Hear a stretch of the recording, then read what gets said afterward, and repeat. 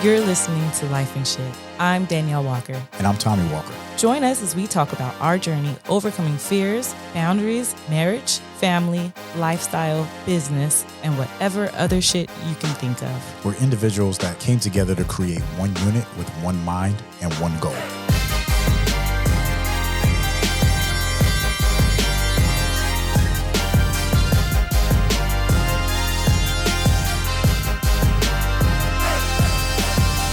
How are you doing, Mrs. Walker? I am doing good. How are you, sir? Outstanding. Another beautiful day in paradise. Okay, you got the hair braided back. You know, trying to do something different for the summer. Okay, got slick. It's hot. It's hot. Hair in your face. Exactly. And you're not even used to hair like that. Hair in my ear.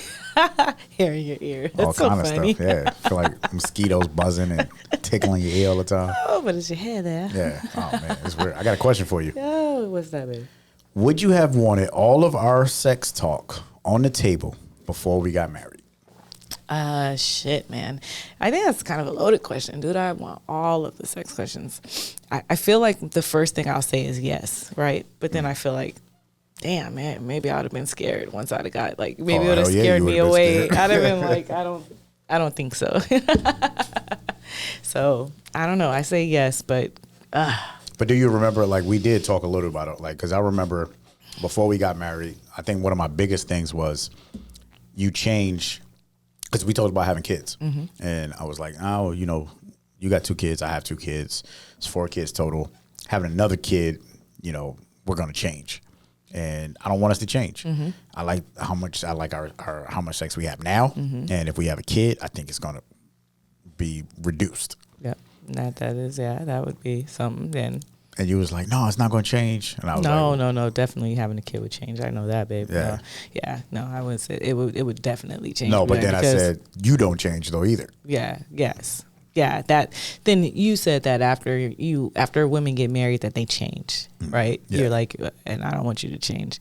And you meant sexually. 1,000%. Well, sexually was on the top of that list, but then there's some other stuff that women change as well. So yes. So you definitely would want all things put on the table. So I think honestly, it depends on how, you know, mature you are as a human being. Very true. When we first got together, I was 23 years old. So to even have a conversation like that at 23 years old, who knows? Like, I don't even think it would have came across at a point to where you would have received it. Like, okay. And at that time, you didn't even know what you know now or know what you wanted Facts. then, you know. So things that you wanted, I don't even know if it would have been so offsetting, you know. I don't know if I'd have been like, oh, because you were young. True, and I ain't know shit. Yeah, you didn't know what you wanted then. Conversations, things that we had, and I think that all kids have these kind of conversations, right? It's like, have you ever done this? Yeah. These are the sexual things that you have. How many people have you had sex with? That's definitely, right?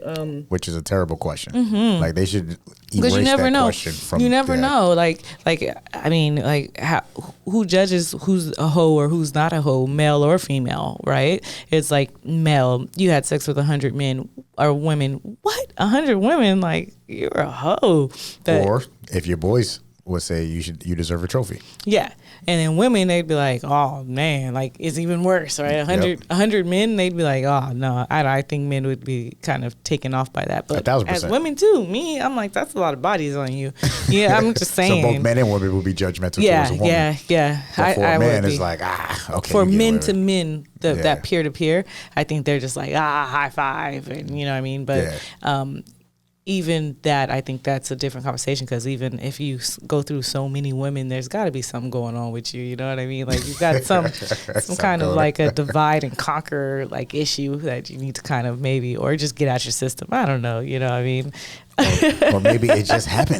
Yeah. Maybe it's just like, the opportunity presented itself, and you know, that's just what it is. Yeah, I did it. Exactly. Yeah. So those are like the young questions you have, right? So it's like, these are questions you have just when you're having sex with someone, or even just, I think it's just when you're having sex. Like, have you ever given a blowjob? Have you ever gotten a blowjob done? You know, have you ever rode somebody? Like, these are things that we used to ask as kids, you know. Mm-hmm. It's like, oh no, I never did that. Or no, I never did this, you know. But once you get married, then it's like, all right, I need to know, like, will you change after we have kids? Will our sex situation change? Okay. So the question should be before you get married is how experienced are you? And then, or not even before you get married. That might be something that you learn early, right? Yeah, that's what I'm saying. These are the conversations that you have like before, like, you know what I mean? These are just when you have a sexual partner. Those are those things. But the questions that you should ask before you get married are like the serious ones, like once we have children, because if we're like just getting married, we're going to have children, right? Like our conversation was we both have children already. So we're like, if we have another child, not only will sex change, but travel will change and everything else will change, which is why we decided like, no, right? But if we both got into the relationship with no children at all, we would want to know, will this change? And perhaps we wouldn't know, and we could research, and we would have been able to go and ask our elders or looked it up or something like that, right? But it's a valid question. Right. So how do you go into the conversation then? Like, so people are about to get married. What are some things that, we should know before? Because we got married. So we've been married for 14 years now. Mm-hmm. We've been together for 17 years. Mm-hmm. We've known each other for 20 years. Mm-hmm. Now, it sounds easy for us to have these conversations today. Mm-hmm. Like now I could talk to you about anything. Right. But 20 years ago, I definitely couldn't talk to you about everything. Yeah. 17 years ago, I was trying to oppress you, right? And then 14 years ago, I was just trying not to fuck it up. So those are the different levels of the relationship, right? So if you're talking to a young person or if you're talking to somebody that's been together because then you got people that's been together for 10 years, 18 years, and then they finally get married. Yeah, then they finally get married after being together for that long. Oh, true. Right? So how do you enter into that conversation and say, hey, this is what I'm into? You got to be honest, and you got to listen to podcasts like this so you can know what to talk about. Because again, people just don't talk about sex. This is taboo. It's just like, and something like how we will have, like after children, what will our sex life look like is a valid question. Women don't understand that their bodies go through different changes. Their boobies aren't even theirs anymore. The boobies aren't the man's anymore. The boobies are now the baby's, and some men go through this jealousy phase, and like there's so many variables that you don't know or understand. But if you talked about before it happened, then you'd be like, we said this would happen, right? So if you could do it all over again, you would have the conversation. Like you and I would have that conversation up front. Yep. Another question I would ask would be, how often do you like to have sex? Every day. If I said that like with a straight face, just like I did right now, every day, you'd be like, I would have still married you and I'd still laugh. I'd been like, but then I would have questions like, what about my time a month? What about just, We make exceptions, but every day outside of the exceptions. So then what if I was like, I'm not really like a everyday sex person, Then how would that conversation go? Yeah, then it's like, all right. Now, granted, you're not with somebody just because of sex, right? Right, yeah, right. So but it's more nice to know what you're getting into sexually with that person, because sex is a big part.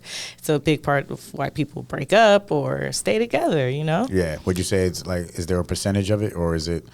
I don't know. For me, I think it's really what it comes down to is judgment. Like I think sex is a conversation that's hard to have with your spouse because there's some type of judgment that comes with it.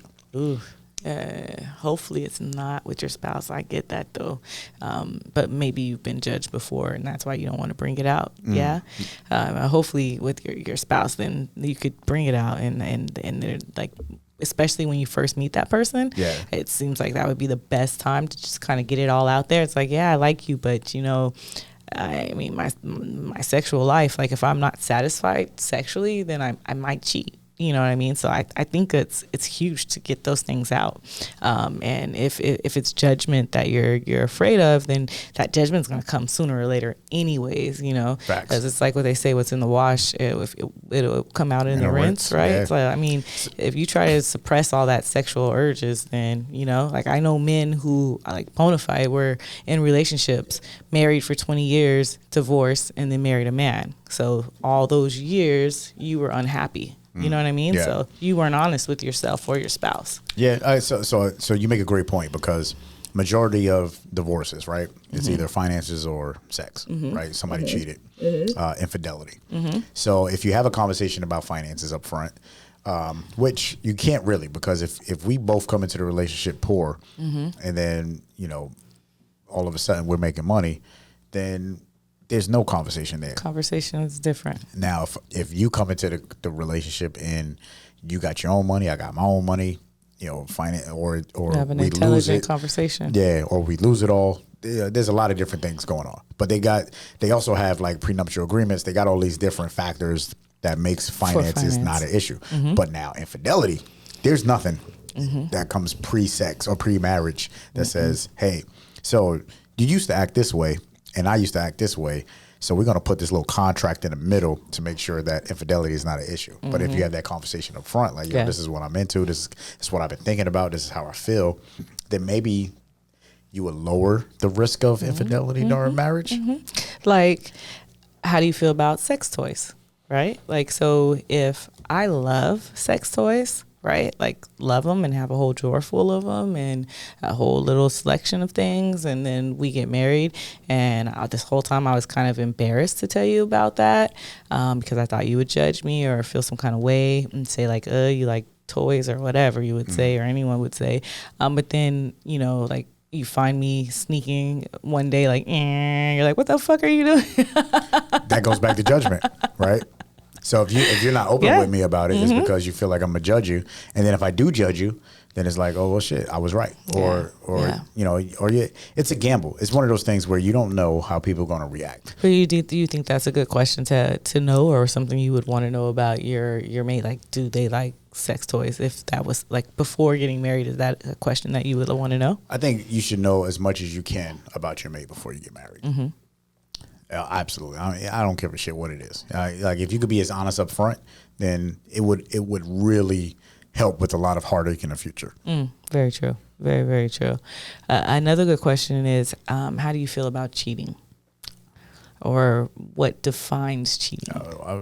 I mean, how I feel about it is... So okay, my bad. What defines cheating to you, right? Like, what is that? Cheating is when you give somebody... When you're in a relationship, committed, exclusive, contracted, and you give someone else an opportunity to kind of lay in that same space. What does that mean? So, that feels so loaded. That's what it is. Like, because people have their different things. Like, oh well, you was talking to somebody else, that's cheating. Or you that's what I was saying. Or so you had sex with somebody else, so that's cheating. Yeah. Like, so that's what I'm saying. Sorry, what defines it? I don't have a definition on it. All I'm saying is if you're exclusive, committed, and because we talked about all the different relationships that you could be into. Like, some relationships could be for financial reasons, for adventure reasons, for sexual reasons, whatever that particular thing is. If there's one person satisfying that particular thing out of the 5 things that we discussed in that podcast, and you bring somebody else into that same category and the other person doesn't know about it, then that's cheating. Well, I guess the point of cheating is if you're doing the same thing with somebody else and they don't know about it. Yep, that's it. That's too. it. That's true. But if I'm open and I'm like, yo, like, we out here, or not even we out here, I'm out here, and I got 2 people that satisfy me in these different layers or different arenas, whatever your ecosystem is. Yo, if you open, you open. But if you hiding it. So if you're honest, it's not cheating? Well, that just depends, because the question is, it goes back to being upfront. Cheating. Yeah. So that would be a question that, like, I would want to know, you know? Like, it definitely is a question I want to know before we got married, you know what I mean? Because I'd be like, well, what defines cheating to you? And what defines cheating to me? And I would know what levels of cheating you would do. That's probably a little bit of judgment, because I feel like whatever you say, it's like, it doesn't matter. That's pretty much the cheating level you would be on. So like, that's what you would do, or that's what you wouldn't do, kind of, sort of, right? So I'd be like, oh, so that means that you wouldn't do that. I don't know. As a black woman, if you tell any black woman, this is what cheating is to me, and then you say, if I'm honest, but you know what? I enjoy this part. You're going to say, this motherfucker's cheating on me. Because he told me. I say define cheating. Yeah. And then you say what? So let's say You say before we get married, define cheating. You know what? I think cheating is when you give your number out to somebody, you texting them, or you call, you go out on dates, you have sex, all these different things. But out of all those things I named 10 different things. These are the things that I do like doing, though. Like, I don't mind passing my number out, having conversations, but I'm not going to do these things. I'm not going to go out to dinner. I'm not going to have sex, but I don't mind these things. But I just told you, it seems like cheating because in my head, I don't want you to do those 10 things. And that's, to me, the 10 things that I'm defining is things that I don't want you to do. That makes sense. Right? It's like, don't do these things because that's my definition. Okay. But in the back of my head, yeah, but you know what? If I did those, like those 2 or 3, then it's all right. But then you are going to say, this motherfucker is going to be doing 1 or 2 or 3, whatever the case may be. But you can't be honest. Like, nobody can be that honest and not get some type of judgment. Could. I mean, and then it's just like, fuck, like, if you judge me, fucking judge me. You know what I mean? Like, just to be honest. That's called a perfect world. Nah. But if you ask me to define cheating, then I'm going to say what I wouldn't do. So I'm not going to say like what I wouldn't want you to do. So I'm going to like legit be like, this is what I would think. If I did these things, I would define that as cheating. And that's what I wouldn't want you to do. So there's the things that you wouldn't do. Right. So that's what I think. So it's reciprocity. Right. So then what would you do? If it was all the opposite stuff, right? So I wouldn't do, like, if I say I wouldn't pass out my number, then passing out my number would be cheating to me, right? Okay. So it would be all opposite. So I would say, so these are the things that I wouldn't do, or, you know, I give those, like, this is what I would feel like cheating is. And those are pretty much the things I wouldn't do. And if I did do them, that would be considered cheating. Hold me accountable.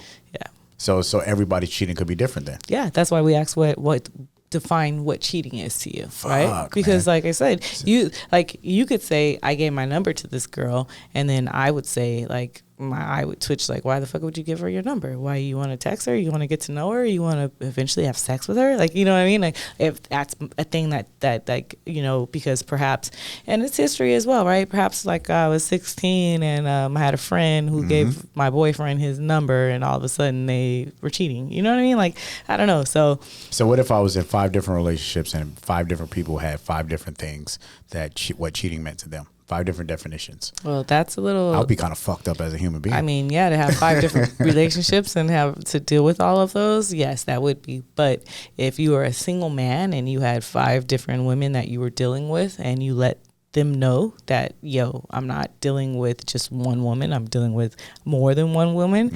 And, I mean... As long as we're not committed, you know, but if you want commitment, then this is how I feel. I'm the wrong dude. Yeah. I mean, I feel like as long as you're honest, and that's the way it is. And that's how I was when I was single. Just be honest. And if they accept it, they accept it. If they don't, then perhaps that's not the person for you. You know what I mean? Like, you don't want to be put in a box, and you don't want to be judged. No, not in this life. Life's too short.